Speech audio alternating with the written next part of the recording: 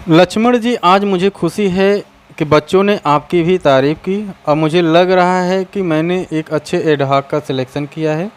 आपसे बहुत उम्मीदें हैं, शुभकामनाएँ आपको। आप यहीं परमानेंट होंगे, आशीर्वाद है मेरा। यह सुनते हुए ऐसा लग रहा था कि लोग नाहक कहते हैं कि एडहॉक का बहुत शोषण होता है। यह कॉलेज कितना अच्छा है। सक्सेना सर और अरोड़ा मैम मुझे मानने लगे हैं। रमन कुमार सर, महेंद्र सर और जितेंद्र सर तो एकदम अपने किसी हम उम्र की तरह साथ बिठाते हैं और अक्सर डीयू जेएनयू के अपने किस्से सुनाते हैं। मौलाना आज़ाद दिल्ली कॉलेज का स्टाफ रूम धीरे धीरे अपना लगने लगा। दिल्ली विश्वविद्यालय में पढ़ने वाले सब युवा एक जैसे नहीं, लेकिन एडहॉक तो सभी कॉलेजों के एक जैसे ही हैं। मगर सबको हमारे विभाग जैसे सहयोगी कहाँ मिलते हैं। यही सब सोचते हुए कैंपस पहुंचा। सेंट्रल लाइब्रेरी के गेट पर शालिनी मिल गई। शालिनी इलाहाबाद यूनिवर्सिटी में मेरी बैचमेट रही।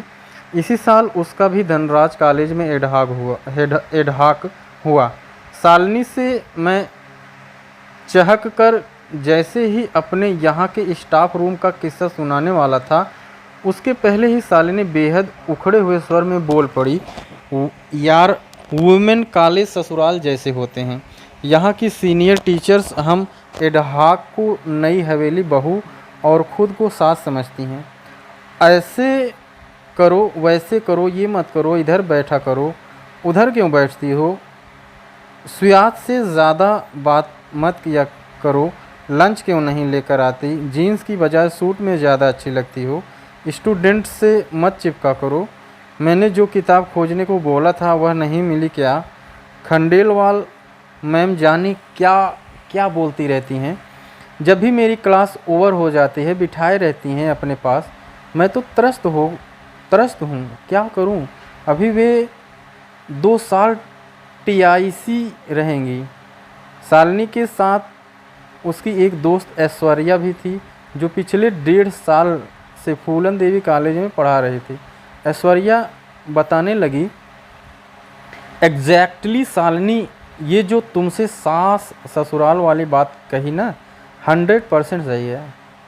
मेरे कॉलेज में सब नहीं, केवल प्रीति और मालिनी मैम ही हैं जो पूरी सास बनी बैठी रहती हैं।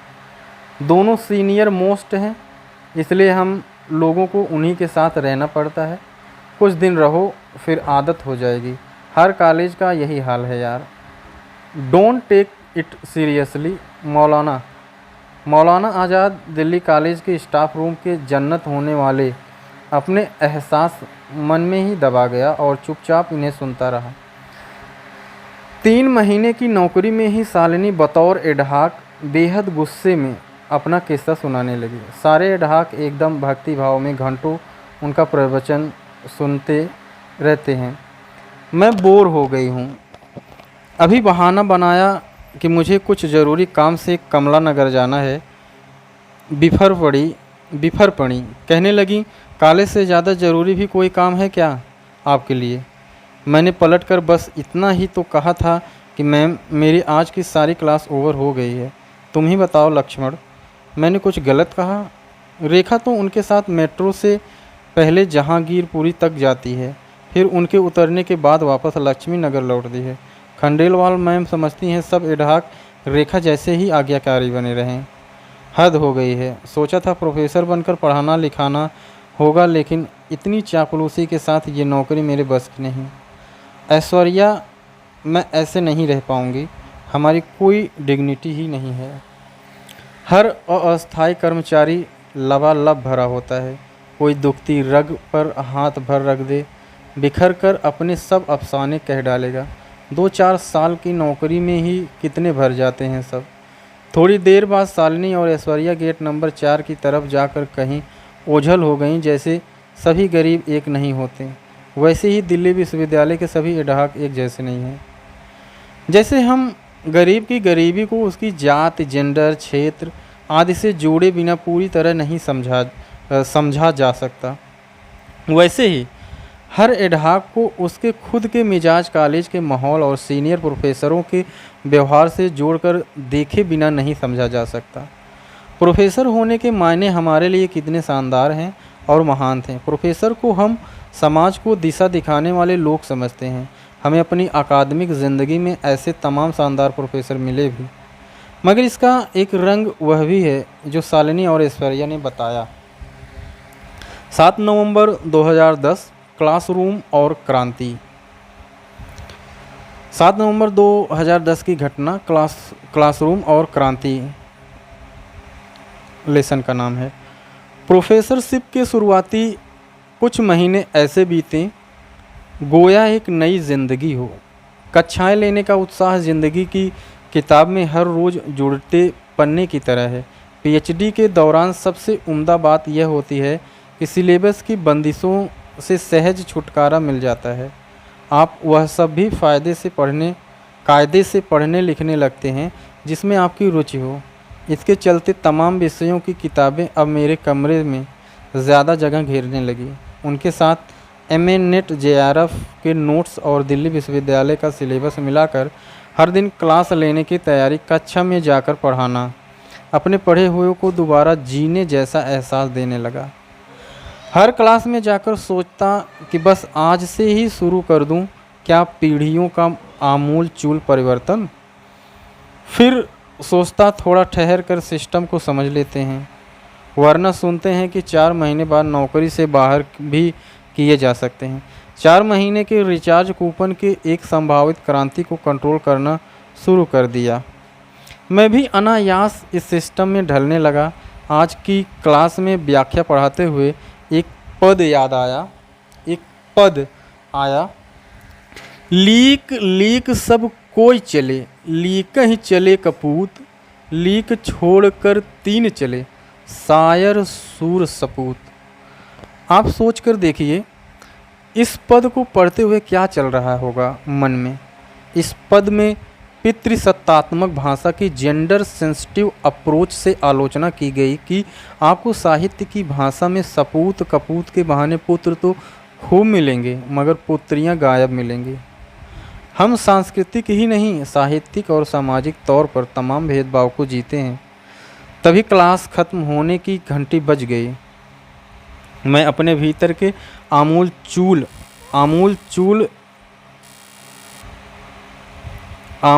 चूल बदलाव लाने वाले प्रोफेसर से समझौता कर चुका था।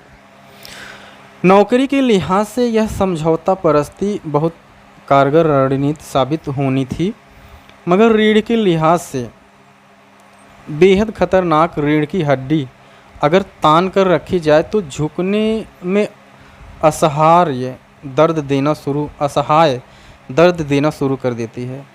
रीढ़ की हड्डी सख्त हुई तो खुद के और लचकदार हुई तो सिस्टम के फ़ायदे में रहती है। रीढ़ बुरी चीज़ है, कामयाब होने की शर्तें इसे झुकाती हैं, मगर जब तक ये बची रहती हैं धनुष की प्रत्यंचा की तरह बनी रहती हैं। लचकदार होते ही आप हर कहीं फिट हैं। गलत फहमी हर दौर में लाइलाज रही है।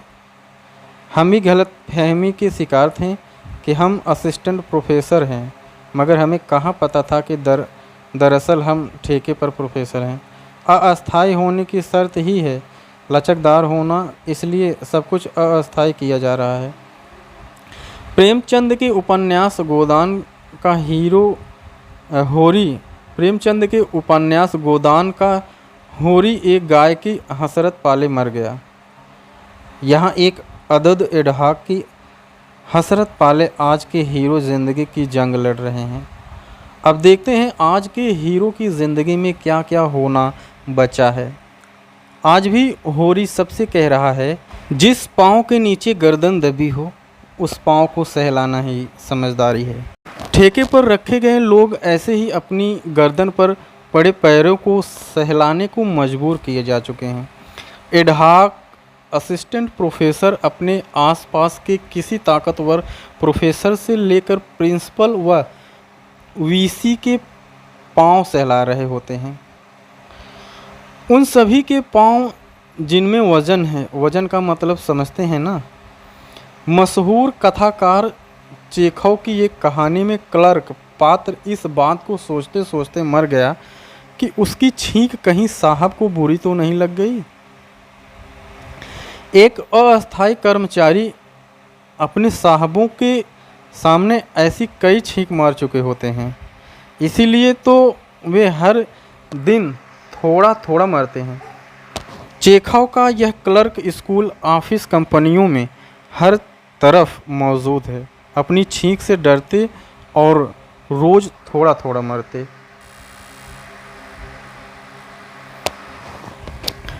15 नवंबर 2010 लेसन का नाम है, ये घटना है 15 नवंबर 2010। लेसन का नाम है शोध निर्देशक ऐसे भी। इन दिनों दिल्ली विश्वविद्यालय में असिस्टेंट प्रोफेसर की अस्थायी नियुक्तियों के लिए फॉर्म भरे जा रहे हैं। कई कॉलेजों में इंटरव्यू चल रहा है। मेरे आसपास हर दूसरा शख्स यह सलाह ज़रूर देता है कि एडहॉक हूँ तो मुझे परमानेंट होने की भी कोशिश शुरू कर देनी चाहिए। डीयू में अस्थायी प्रोफेसर होने की रवायत यह रही है कि जो एडहॉक हो जाते हैं उनके परमानेंट होने की गुंजाइश ज़्यादा होती है। मेरे अपने विभाग के दोनों एडहॉक भी अभी अगस्त में परमानेंट हो गए।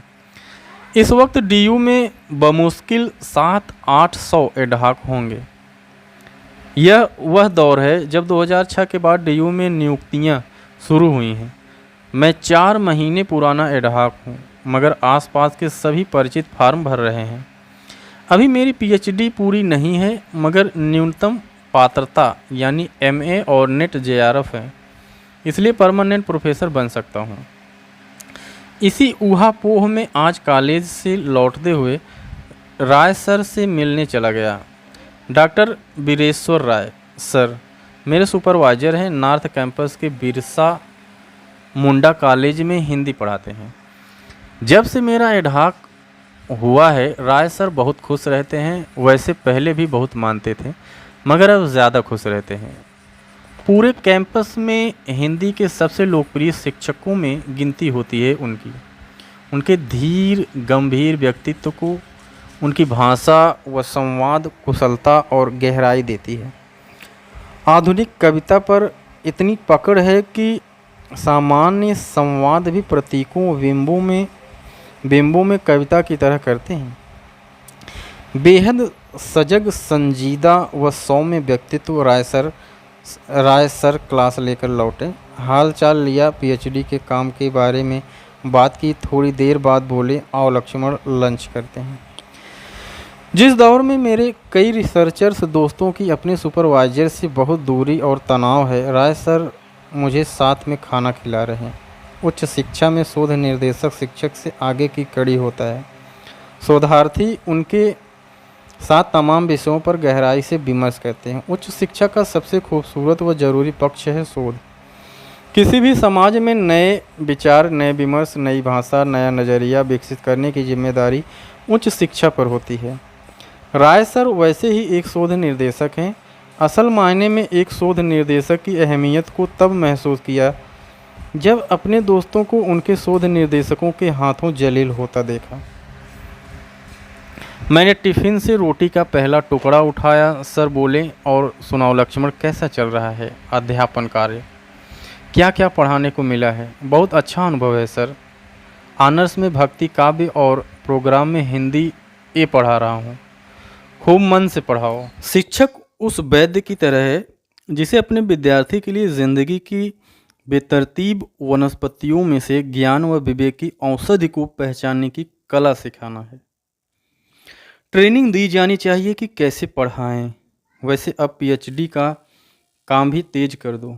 तुम्हारा विषय अच्छा है, अगर जल्दी पूरा कर लोगे तो अस्थायी होने की संभावनाएं बढ़ जाएंगी। राय सर मुझे लेकर इतना कुछ सोचते हैं और मैं नाहक तनाव लेता हूँ। नितिन और अशोक बार बार कहते थे कि तुम्हारे सर जितना सीरियसली तुम्हारी पीएचडी को लेते हैं उतना तुम्हें परमानेंट कराने को नहीं लेते। सर, राय सर के साथ लंच करते हुए मैंने महसूस किया कि ये सब नाहक मुझे उकसाते रहते थे कि मैं खुद राय सर से कुछ बोलूं। इसकी ज़रूरत ही नहीं। थोड़ी देर बात करने के बाद हम बाहर बिरसा मुंडा कॉलेज की पार्किंग तक आएं। जाते जाते सर बोले, तो ठीक है लक्ष्मण, चलो अब चलते हैं, परमानेंट वाले फॉर्म भी भर देना। प्रयास करने में क्या हर्ज है। वे अपनी मोटर कार से निकले। उनके पीछे मैं अपनी मोटर बाइक लेकर दूसरी दिशा में निकल पड़ा। लुप्त प्राय लुप्त प्राय होती जा रही सुपरवाइजर प्रजाति में वीरेश्वर राय सर जैसे लोग बहुत थोड़े हैं। कमरे पर पहुंचा तब तक राम बदन का फ़ोन आ गया। राम बदन बुंदेलखंड यूनिवर्सिटी के इतिहास विभाग में शोधार्थी थे। उसका डीयू में एडमिशन नहीं हुआ तो लौट गया। अब घर रहकर बुंदेलखंड यूनिवर्सिटी से शोध कर रहा है। उसके प्रिय शिक्षक थे राय सर। मैंने खुश होकर सर के साथ लंच वाली बात बताई तो वह बोल पड़ा, तुम मानो न मानो यही किस्मत है दोस्त। उच्च शिक्षा अब विषयात्मक या विचारात्मक नहीं बल्कि जुगाड़ात्मक हो चुकी है। जुगाड़ों ने विचारों को हरा दिया है। अब न विचारवान शोध निर्देशक बचे हैं और न ऐसे शोध की कोई अकादमिक अहमियत। विश्वविद्यालय परचून की दुकान बन चुके हैं और पीएचडी की डिग्री उस दुकान का एक महंगा सौदा। अच्छा ये सब छोड़ो और सुनाओ, क्या कर रहे हो आजकल? हमेशा नेगेटिव बातें करते हो। नेगेटिव नहीं दोस्त, यही इन कैंपसों की हकीकत है। मुझे ही देखो, मैं सब्जी लेने आया हूँ अपने गुरुजी के लिए। उसके बाद उनके बेटे को ट्यूशन पढ़ाना है। यही मेरी पीएचडी का प्राइमरी रिसर्च प्रोसेस है। देश भर के विश्वविद्यालय दिल्ली से कहाँ नज़र आते हैं। दिल्ली के पास अब न वह नज़र बची है और न वह दिल, जो दूर किसी कोने में पड़े हम जैसों के दर्द देख सके। मैं दिल्ली के अपने किराए के कमरे में बैठकर राम बदन की ये बातें सुन ही रहा था कि तब तक मकान मालिक की बुलंद चिघाड़ सुनाई दी। 11 महीने का एग्रीमेंट इस महीने पूरा हो गया। अब आपके कमरे का किराया 3,500 से बढ़कर 5,500 प्लस बिजली पानी होगा। मगर ये तो 10% से बहुत ज़्यादा है, तो आप छोड़ दो, हम किसी और को दे देंगे। वैसे भी प्रॉपर्टी डीलर इसका 6,000 दिलवा रहा है। यह कहता हुआ मकान मालिक लौट गया। थोड़ी देर में अम्मा का फ़ोन आया। पूछा, सब बढ़िया ना? मैंने कहा हाँ, खाना खा लिया। मैंने बोला बनाने जा रहा हूँ, हाल चाल लेकर। अम्मा ने फ़ोन रखा। मैंने कुकर चढ़ाए। उधर रेडियो में बेतहाशा विज्ञापनों की बात सुनाई दिया। आप सुन रहे हैं विविध भारती का कार्यक्रम आज के फनकार। 2 जनवरी 2011 की बात है, यानी 2 जनवरी 2011। लेसन है 2 लोग और 3 एडहॉक। जैसे किसी मोबाइल का सिम कार्ड बिना रिचार्ज के बेकार हो जाता है, वैसे ही एक एडहॉक असिस्टेंट प्रोफेसर भी बेकार हो जाता है अगर उसे हर 4 महीने बाद रिचार्ज नहीं किया गया। जी हाँ, रिचार्ज। आप सोच रहे होंगे कि एडहॉक की सिम कार्ड से ये कैसी बेतुकी तुलना कर रहा हूँ, मगर यह कड़वी हकीकत है। डीयू के अस्थायी एडहॉक प्रोफेसर को मात्र 4 महीने के लिए ही ज्वाइनिंग लेटर दिया जाता है। उन्हें परमानेंट करने की बजाय 1 दिन की छुट्टी देकर फिर से रिचार्ज कर देते हैं। अमूमन यही प्रक्रिया देश भर के बाकी विश्वविद्यालयों में भी चलती है। कहीं समय थोड़ा कम ज़्यादा होगा तो कहीं सैलरी व सुविधाएँ। और रिचार्ज वाला जनवरी का पहला कामकाजी दिन है। प्रिंसिपल ऑफिस से एक कर्मचारी को भेजा गया कि जाओ जाकर देख आओ स्टाफ रूम में कितने लोग बैठे हैं। कर्मचारी स्टाफ रूम में से लौटकर बोला, सर 2 लोग और 3 एडहॉक बैठे हैं। आपको लगेगा कि ये क्या मजाक है, यही हकीकत है जनाब। हमारी पहचान अलग है। इंसान से अलग व्यवस्था की नज़र में हम एक संख्या हैं।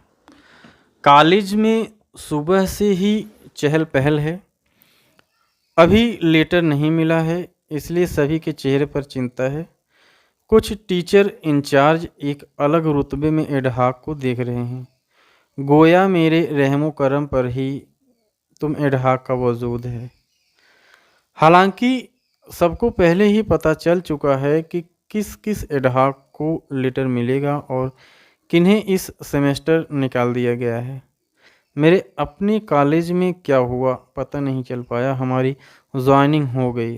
अगले सेमेस्टर का टाइम टेबल लेकर शुरुआती कक्षाएं लीं और लौटते हुए कैंपस लाइब्रेरी की तरफ गया।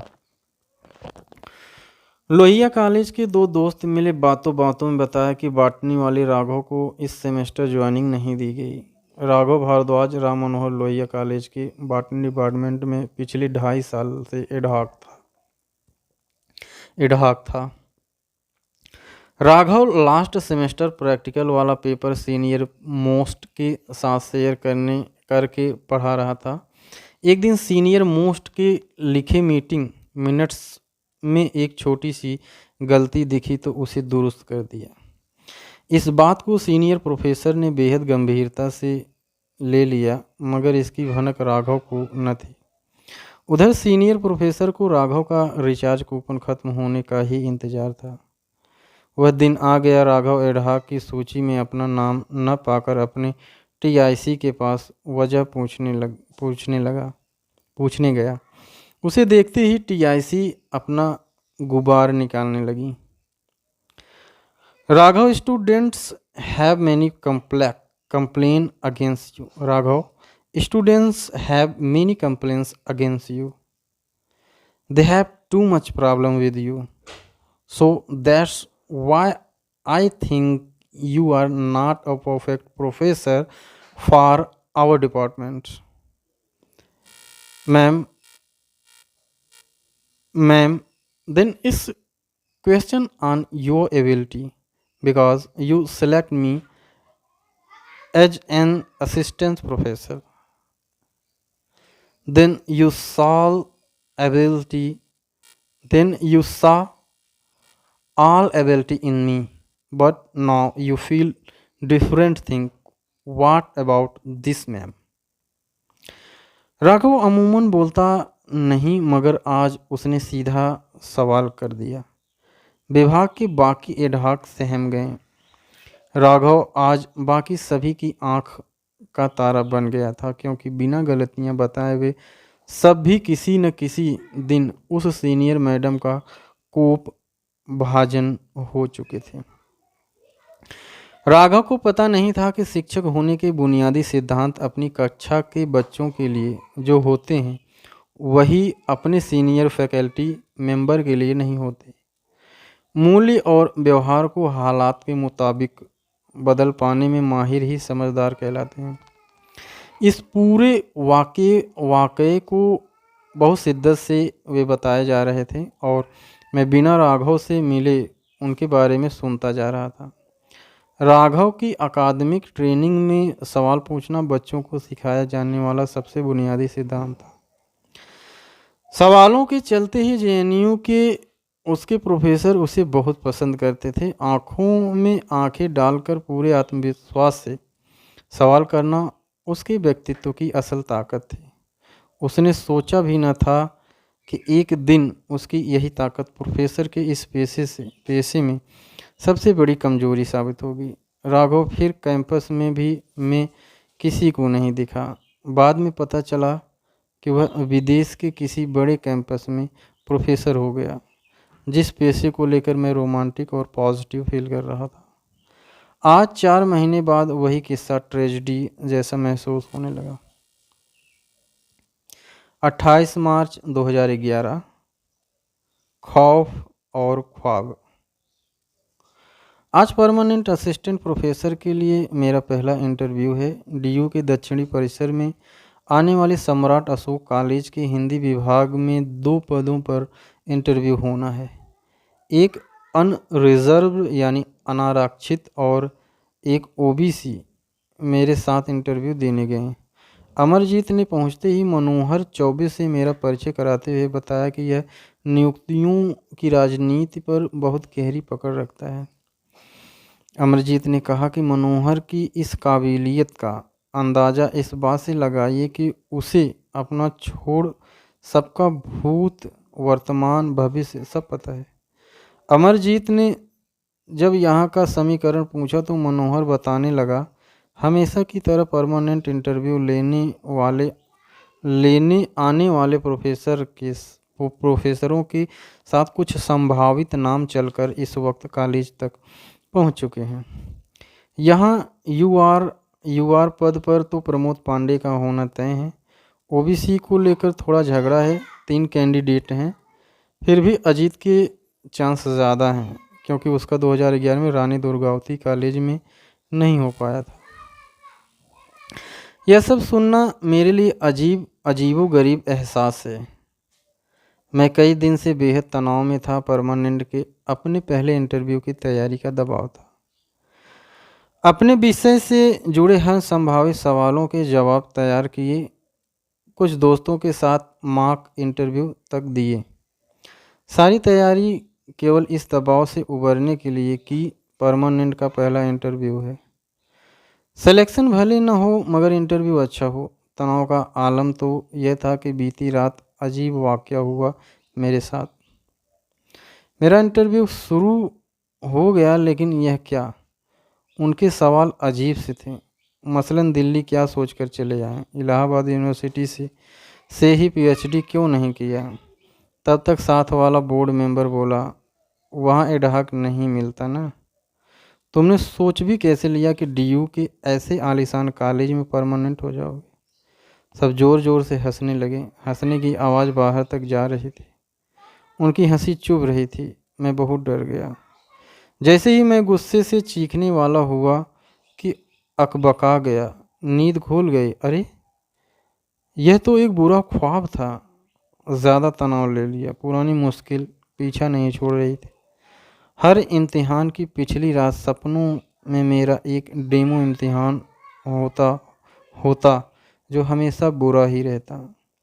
कभी कलम ही नहीं चलती तो कभी किसी सवाल का कोई जवाब ही नहीं आता। हम जैसे को हर बड़ा अवसर डराता है। इंटरव्यू देने के लिए आए एक से एक अनुभवी चेहरे यहाँ दिख रहे हैं। सबके हाथों में अपनी अपनी अकादमिक जमा पूंजी की वज़नदार झोले चलकर साथ आए हैं। चूँकि ये मेरा पहला इंटरव्यू था तो सोचा वहाँ सब बैठकर ये बात करेंगे कि कौन कौन एक्सपर्ट आए हैं और वे क्या क्या सवाल करेंगे। लेकिन यहाँ आकर देखा कि इंटरव्यू देने वालों के बीच अलग तरह की बातें हो रही है। सबकी जुबान से एक नाम बार बार लिया जा रहा है, प्रोफेसर रामशंकर त्रिवेदी। नियुक्ति विशेषज्ञ अमरजीत की आकाशवाणी शुरू हो गई। प्रोफेसर रामशंकर त्रिवेदी, जिसको चाहेंगे सिलेक्शन उसी का होगा। यहाँ तो प्रमोद पांडे का होना तय है। सुना है रामशंकर त्रिवेदी ने हाँ कर दिया है। प्रमोद 12 साल से एडहॉक पर पढ़ा रहे हैं। तभी दूसरे कोने से आवाज़ आई, नहीं प्रमोद का मुश्किल है। उसके अपने संगठन एबीसी वाले ही नहीं होने देना चाहते। अमरजीत ने पुख्ता खबर देने जैसे आत्मविश्वास के साथ कहा। इस बार तो उसने अपने संगठन के साथ प्रिंसिपल को सेट कर लिया है। प्रिंसिपल हैं तो लेफ्टिस्ट, मगर आजकल उनकी रामशंकर त्रिवेदी से अच्छी बनती है। विचारधारा की रुमाल स्वार्थ में लपेटकर ताकत की कुर्सी चाहने वाला शख्स सबसे पहले उसी रुमाल को दूसरे रंग में रंगता है। कुर्सी की लालच अकादमिक हत्या तक कर देती है। परमानेंट असिस्टेंट प्रोफेसर का हर इंटरव्यू उन अकादमिक हत्याओं का निर्लज्ज समारोह होता है। यह सुनते हुए ऐसा महसूस हो रहा था कि किसी सट्टा बाजार में खड़ा हूँ या किसी मंडी में, प्रोफेसर की मंडी। पास बैठे मुझसे दोगुनी उम्र के व्यक्ति ने बातचीत शुरू कर दी। मैं उससे बात करने में खुद को सहज करने लगा। सामान्य परिचय हुआ। उधर इंटरव्यू भी रुक गया। लंच हो गया। हम दोनों उठकर चाय पीने कैंटीन आ गए। हम डीयू के इस खेल में कमोबेश एक जैसे थे। उम्र को अपने अनुभव से छिपाने की नाकाम कोशिश करते हुए वे बोले, भाई साहब ये प्रोफेसर रामशंकर त्रिवेदी कौन है? मैं राजस्थान के अजमेर से यह इंटरव्यू देने आया हूँ। 8 किताबें लिखी हैं, 11 लेख छपे हैं। 9 साल से अपने यहाँ की एक डिग्री कॉलेज में 7,500 पर पढ़ा रहा हूँ। बड़ी उम्मीद से यहाँ आया हूँ, लेकिन यहाँ आकर सुन रहा कि सब पहले से फिक्स्ड है। फिर हम जैसों का क्या होगा। उनकी आंखें भर आए, कांपते हाथों से चाय का कप मेज पर रखा, अपना झोला कंधे पर लेकर प्रिंसिपल ऑफिस की तरफ चल पड़े।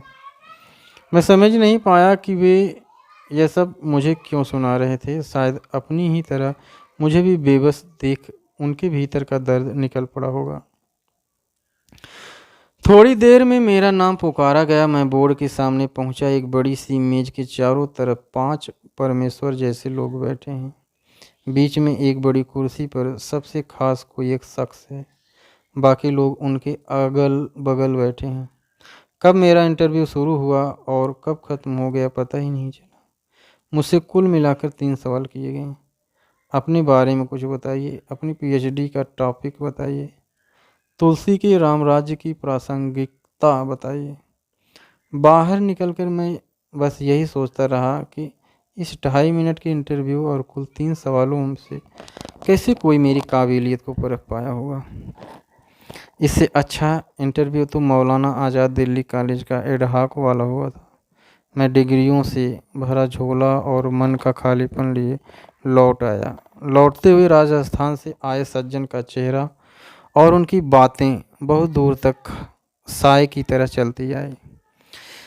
देखना चाहें तो दिल्ली में ही आपको सैकड़ों नाकामयाब थॉमस एल्वा एडिसन मिल जाएंगे, जो आज भी अपने 100वें बल्ब के जल जाने के इंतज़ार में इंटरव्यू पर इंटरव्यू दिए जा रहे हैं। वे इंटरव्यू के वक्त ही जमाने को नज़र आते हैं, फिर अगले इंटरव्यू तक कहीं खो जाते हैं। एक अदद नौकरी दिलाने में फेल उनकी डिग्रियां सब कुछ जानते हुए भी उन्हें हर इंटरव्यू तक खींच लाती है। उनको अकादमिक दुनिया में कौन खोजता है, बाकी वक्त वे कहाँ कैसे जीते हैं, किसे पता। अकादमिक दुनिया चंद कामयाब लोगों से अपनी पहचान जोड़कर अपनी पीठ थपथपाया करती है। जैसे डीएम, एसपी अधिकारी या व्यापारी जो इन कैंपसों से वापस लौट गए, उन्हें कौन पूछता है। किसी कैंपस या हॉस्टल के एलुमिनियाई मीट में यही कामयाब लोग जुटते हैं, जश्न मनाते हैं, ताकत के मुताबिक रिश्ते जोड़ते हैं, फिर लौट जाते हैं। ऐसे एलुमिनियाई मीट में उसी कैंपस से निकल अनगिनत लोग कहाँ गुम हो गए, कौन खोजता है। कमरे पर आया, सोचा कि इससे अच्छा तो मैं यूपीएससी की ही तैयारी कर डालूं। कम से कम इम्तिहान के जरिए खुद के भरोसे कामयाब होने की गुंजाइश तो रहेगी। 18 अप्रैल 2011 सुपरवाइजर की कंघी। 18 अप्रैल 2011 की घटना है। सुपरवाइजर की कंघी लेसन है। आज क्लास लेकर कैंपस आया। पीएचडी की कुछ किताबें जुटानी थी, तभी विवेक ने फ़ोन करके बुला लिया। विवेक हमसे 1 साल सीनियर है, लेकिन पीएचडी में मेरा जूनियर है। आज मिलते ही बोला, लक्ष्मण भाई मेरे साथ डिपार्टमेंट चलो। क्यों, क्या हुआ, बहुत परेशान लग रहे हो। अब क्या क्या किस्सा सुनाए दोस्त, कभी सोचा न था कि ऐसे दिन भी देखने को मिलेंगे। बताओ तो सही, हुआ क्या। हम पहली पीढ़ी के 2 लोग हैं जो इन विश्वविद्यालयों की दहलीज तक आ गए। एक दलित पिछड़े शोधार्थी के लिए फेलोशिप क्या होती है, उसे वे लोग कभी नहीं समझते। फेलोशिप से खुद भी पढ़ रहा हूँ और कुछ पैसे बचाकर इलाहाबाद में छोटे भाई को पढ़ा रहा हूँ, लेकिन बहुत परेशान हो गया हूँ। विवेक की ये बातें मुझे अजीब लग रही थी, बहुत टूटा हुआ लग रहा था विवेक। मैंने थोड़ा ठहर कर पूछा, बहुत तनाव में हो, पूरी बात तो बताओ, हुआ क्या है। उसका गुस्सा आंखों के कोर को गीला करते हुए बह निकला। मेरे सुपरवाइजर ने बहुत परेशान कर दिया है। मुझसे 3 लेख लिखवाएं और अपने नाम से छपवा लिया। मैंने भी सोचा, गुरु जी हैं, ज्ञान मेरा है, भले नाम उनका छपा तो क्या हुआ। 4 महीने से फेलोशिप अप्लाई नहीं कर पाया। हर बार कोई बहाना बनाकर टाल देते हैं। कल बोले ये 2 किताबें खोज कर ले आना, साइन भी करवा लेना। मैं उनके लिए central library, Delhi public library से लेकर साहित्य अकादमी तक गया। खोज कर किताबें दी तो बोले अचानक मंत्रालय जाना है, अब कल आकर साइन करवा लेना। कल गया तो बंदा आया ही नहीं। हफ्ते भर की छुट्टी लेकर आगरा भाषण देने चला गया। आज आया है, सोच रहा हूँ आज उसे सुना दूंगा। तुम साथ चले चलो। फेलोशिप की बात आते ही मैं भावुक हो जाता हूँ।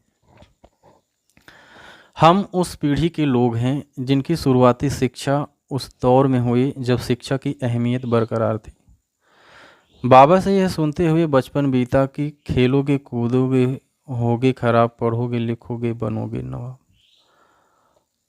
अफसरशाही का पैसा और पावर ढहते हुए नवाबी का नया रूप ही तो है।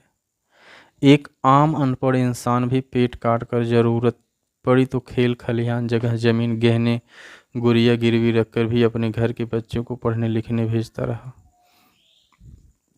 धीरे धीरे रोजगार और तालीम का रिश्ता टूटने लगा। शिक्षा का चरित्र समाजवादी से पूंजीवादी होता चला गया। आज विवेक ने कहा कि अगर फेलोशिप न मिलती तो वह कभी यहाँ तक नहीं पहुँच पाता। एक फेलोशिप जाने कितनों के ख्वाबों को हकीकत में तब्दील करने का जरिया बन जाती है। इसे वे कभी नहीं समझ पाएंगे जिनके लिए उच्च शिक्षा वक्त बिताने का शौक़ हो। फेलोशिप जैसी एक पॉलिसी ने इस देश के किसान, कामगार, बहुजन परिवारों में कितनी बड़ी क्रांति की। इस पर अलग से रिसर्च होना चाहिए। हज़ारों परिवारों में पहली बार किसी केंद्रीय विश्वविद्यालय तक कोई पहुंच गया तो कोई विदेश में पढ़ने जा सका। एक पॉलिसी बदल जाए तो कितना कुछ बदल जाता है। इसीलिए मान्यवर कांशीराम ने राजनीतिक सत्ता को गुरु किल्ली यानी मास्टर की कहा था। हम जैसों के लिए उच्च शिक्षा गुलामी की जंजीरों को तोड़ने का जरिया है। महात्मा ज्योतिबा फूले ने कहा है, विद्या बिना गई मति, मत बिन गई गति, गत बिन गई नीति, नीति बिन गया वित्त, वित्त बिन चरमराए शूद्र। एक अविद्या ने किए कितने अनर्थ। विवेक के साथ ख्यालों में गुम मैं भी डिपार्टमेंट पहुंच गया। विवेक अपने गुस्से का अभ्यास करता गया कि सुपरवाइजर को देखते ही आज सुना दूंगा कि सर आज साइन कर दीजिए। 3 महीने से मकान का किराया नहीं दिया है, हज़ारों रुपए उधार ले चुका हूँ। ऐसे में पीएचडी का क्या खाक लिखूँगा। विद्रोही होने को आमादा विवेक डिपार्टमेंट पहुंचकर मक्खन सा पसीज गया। गुस्सा जाहिर करने की बजाय उसने अपने सुपरवाइजर डॉक्टर अभिनंदन कुमार को देखते ही चरण छुए और हाथ जोड़कर खड़ा हो गया। हालातों ने जाने कितने विवेक को अकादमिक दुनिया का व्यवसाय बना दिया। आज जाने क्या सूझा तो उसके सुपरवाइजर प्रोप्राइटर अभिनंदन कुमार ने कहा, आज तो साइन कर दे रहा, अब अगली बार साइन तब करवाने आना जब पीएचडी का तीसरा चैप्टर लिख लेना। सरकार का पैसा लेकर उड़ाना गलत है। मैंने तुमसे कहा था कि एक पीडीएफ प्रपोजल आदिकाल तक बनाकर लाओ, आज तक क्यों नहीं लाए। सर यूपी हायर का पेपर है तो सोचा पढ़ लूँ, 3 लेख तो लिख कर दिया है, इस बार माफ़ कर दें सर। तो फिर अब तभी फेलोशिप पर साइन होगी जब चैप्टर लिख कर लाओगे। ठीक है सर, कुछ किताबें बता दीजिए, कुछ गाइड कर दीजिए। मैं क्यों ये सब करूं? पीएचडी तुमको करनी है या मुझे? मेहनत करो, भाग दौड़ करो, करना धरना कुछ है नहीं, बस पैसे लेने मुफ्त का चले जाएंगे। जनता के टैक्स का पैसा है, समझें। प्रोफेसर अभिनंदन कुमार डीयू में एसोसिएट प्रोफेसर थे और मुझे सुपरवाइजर डॉक्टर वीरेश्वर राय बिरसा मुंडा कॉलेज में अभिनंदन कुमार जेएनयू से आए थे।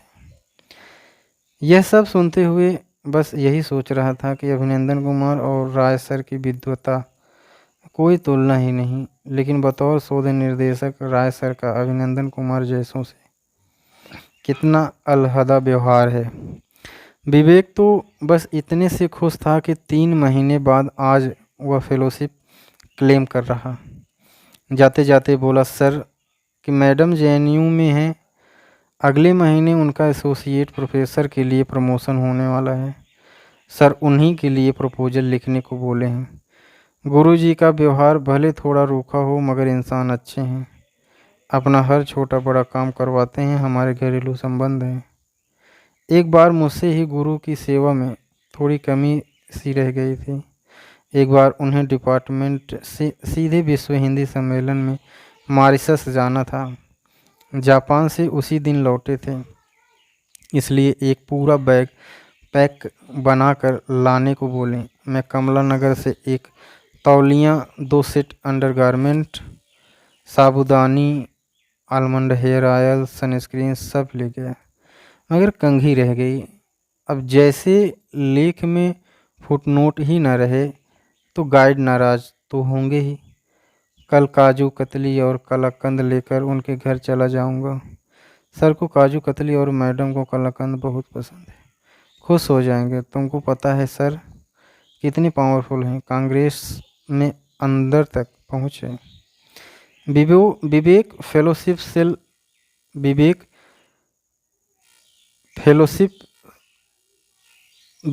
फेलोशिप सेल चला गया। मैं भी लौटते हुए सोचने लगा कि कई रिसर्चर्स अपने सुपरवाइजर के घर तक जाते हैं। समीर को तो दुबे सर का कुत्ता जैक्सन भी पहचानता है। सुगंधा हर वीकेंड वसुंधरा जाकर अपनी मैम के लिए नई नई डिश बनाती हैं। सबने कहा कि एक रिसर्चर्स में सबसे बड़ी काबिलियत यह है कि वह अपने सुपरवाइजर से घरेलू तौर पर कितना करीब है। इसके बिना एडमिशन प्रक्रिया अधूरी है। मुझे याद है कि जब मैंने एक बार राय सर से बोला कि सर आप कहें घर आ जाऊं, राय सर ने डांटते हुए कहा, पढ़ाई लिखाई का सारा काम मेरे कॉलेज से आपकी लाइब्रेरी तक ही होना चाहिए। मैं उतना वक्त दे दूंगा आपको, घर आने की कोई ज़रूरत नहीं। घर आने जाने से पढ़ाई लिखाई की बजाय चापलूसी होती है। मैं अपने किसी रिसर्चर्स को घर नहीं बुलाता। घर की बजाय लाइब्रेरी से नज़दीकी बनाइए। आज विवेक को देखकर राय सर की बात समझ आई कि रीढ़ बचाए रहने के लिए शोधार्थी बनना ज़रूरी है, घरेलू नहीं। किसी गांव कस्बे से चलकर जब किसी युवा के सामने यह व्यवस्था अपना ज़मीर बेचकर नौकर चापलूस या लठैत बनने को मजबूर कर दें तो अक्सर ख्वाबों के आगे ज़मीर हार जाता है। इसलिए जब कोई एक युवा किसी सुपरवाइज़र का, किसी प्रोफेसर या कुलपति का या किसी नेता रूपी आका का चापलूस बनना चुनता है तो इसका दोषी अकेला वह युवा नहीं होता, सारा सिस्टम इस समझौते की ज़मीन तैयार करता है। एक युवा के रिसर्चर से दिहाड़ी हेल्पर व फैमिली सर्वेंट बन जाने को उस मजबूर शख्स की अवसरवादिता कहेंगे या सिस्टम की सामंती ज़रूरत।